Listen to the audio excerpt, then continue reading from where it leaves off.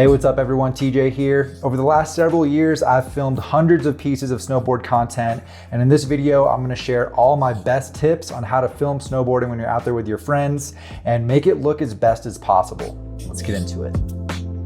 First, I want to say thank you to Insta360 for sponsoring this video. They're making some of the best 360 cameras on the market right now, particularly the X3 here. They offer insurance on their cameras, so you can feel more comfortable taking it out on the mountain. And it's just going to provide a lot more opportunities to capture those moments in more unique ways. So I'm going to be highlighting this camera throughout the video. I want to start things off with a couple general filming tips that relate back to just paying attention to your angles and your framing. First is try not to film from the backside of the rider or butt filming. It's always going to be a better shot if you're filming facing the rider, being able to see the front side of their body. It's going to be a better shot to work with when you're editing and going to be a better shot to watch for the viewer in general as well. And kind of going along with that is you want to stay close to your subject. You want the rider to be filling the majority of the frame. It's going to make you feel more like you're there with the rider. You're going to be able to see what's going on a little bit better as well. And even though I do think you should be trying to stay as close as possible to the rider, you do want to avoid cutting their head or snowboard out of the frame. And if you do feel like you're getting a little too close, and that might happen, I try to focus on filming the snowboard. I think that's going to create a little bit more of a continuous shot and a continuous feel, just create a better end result to work with. One thing you can do to help with that, if you feel like it's a little challenging to stay super close to the rider, is film in a higher resolution, like 2.7K or 4K resolution. That way in post, you can crop in 4K, you can actually crop in 200%. It's gonna give that closer look and allow you to stay a little bit further away, while that final clip is still gonna export in full HD quality.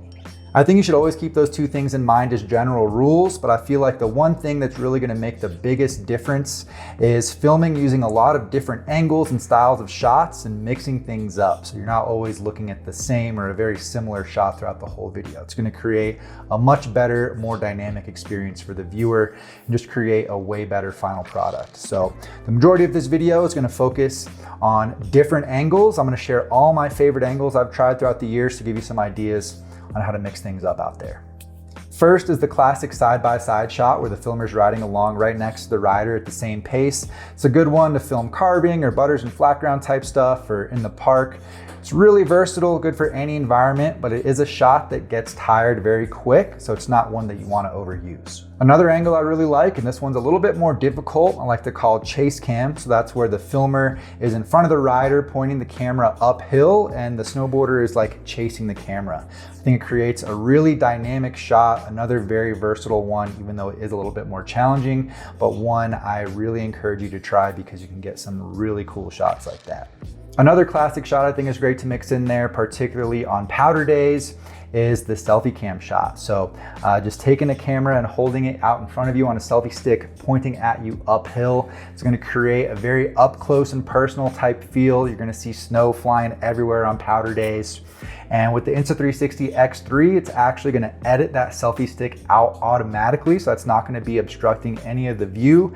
And it can also film in me mode. So it's gonna automatically reframe that full 360 shot, just focusing on you and give you that final export without you having to do any extra work. So that can save you a lot of time. If you're interested in that, I actually have the camera linked down in the description below. And if you use my link, you'll get some free accessories, including a free invisible selfie stick. So please make sure to go check that out. And going right along with that, another one of my favorite shots for riding trees and on powder days in general is the rear selfie stick shot. So just holding that camera behind you and it looks like there's a camera super close, just like chasing you through the trees or through the powder. It kind of almost looks like a video game.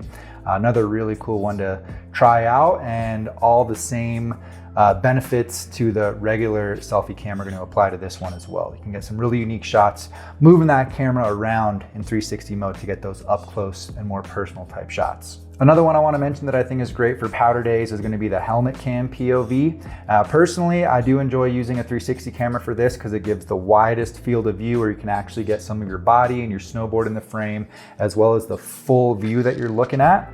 It's going to be a great one to use going through trees or just powder days in general. It can also be fun to try that out in other scenarios. I've actually taken some laps through Copper, given that first person view going through the park. And I still want to highlight a few more angles you can use when you're not self-filming. One more that I really like when you're riding through trees or trying to highlight the terrain that you're riding through is just a static post-up shot. I think they stitch together very well, particularly like a static uphill shot where the rider's riding towards the camera, and then getting a static downhill shot where the rider rides into frame and then goes away from the camera. Those two stitch together really well and create a cool sequence for your videos.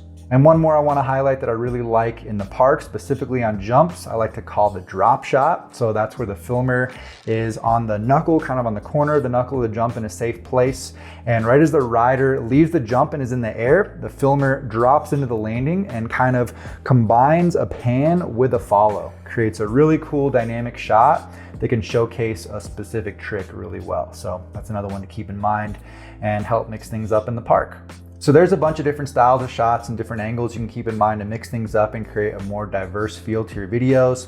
But I also want you to keep in mind the features that your camera has and just get creative with it. So you can use time lapses as a more interesting way to show the passage of time or make cool transitions for your videos. The X3 has a time shift feature that you can use to make those super easily without extra work in post. You can use slow motion, filming at a higher frame rate to highlight certain tricks or moments that you want to accentuate. You can film from a very low angle close to the snow, also creating a very dynamic shot and showing things from a more interesting perspective. I think playing with perspective is a huge thing to keep in mind. On the flip side of that, you can do like drone style shots. I think the X3 360 camera is gonna make that much easier as well, where you hold the camera very high above the rider and try to follow them tracking in a straight line, creating like a drone feel to your shot, or even use like a very long selfie stick to create a totally different perspective, kind of going along with that drone shot style, but just filming things from a perspective that most people don't usually see. And I think that's about all I have for you guys in this video, but I hope it helps to give you some ideas next time you're out there filming with your friends. If you want to check out the Insta360 X3, I'm going to have that linked down in the description below, as well as links to all of my other gear. Appreciate you guys watching. Leave any questions down in the comments. Drop a like if you got some value. Subscribe to the channel if you're new here. I appreciate you guys. See you in a new video next time.